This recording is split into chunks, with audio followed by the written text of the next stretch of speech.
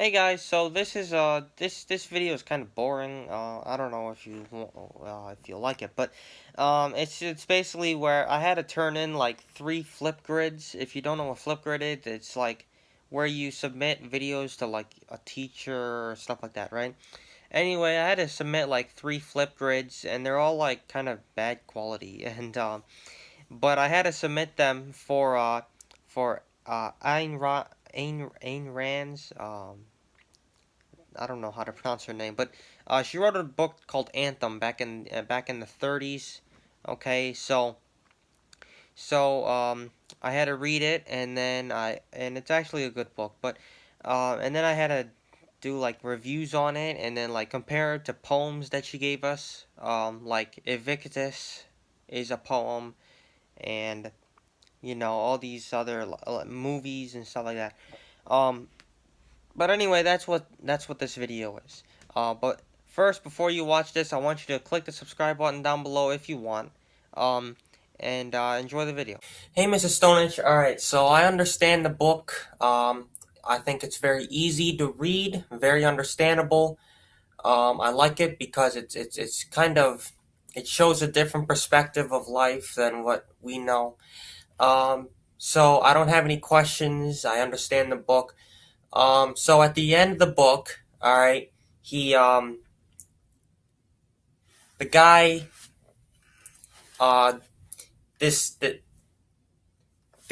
this guy who speaks the unspeakable word he gets burned in the square, and he looks equality in the eye as if to say, capture the unspeakable word, and don't let it get away.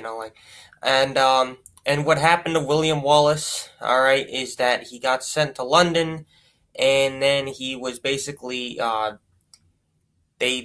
he want to bow to England's rule, so then they prosecuted him and then executed him by hanging him and then disemboweling him and all these other stuff. But anyway, so that's what's going on. That's what happened in the video, and that's what's going on in the story.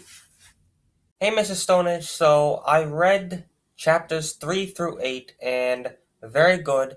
So basically, the first question is, how does equality move from a collectivist mindset to a more individualist mindset?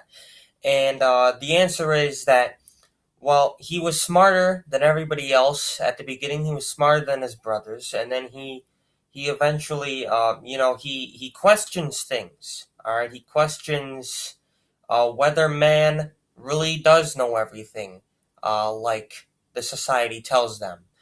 Um, so he starts experimenting, and he experiments with all these different, um, like he invents electricity.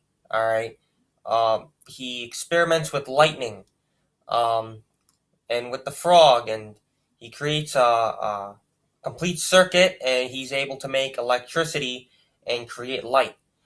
He also meets Liberty, all right, and Liberty um, makes it to where she's the only thing he thinks about her only, which is not allowed in their society because it's not collectivist.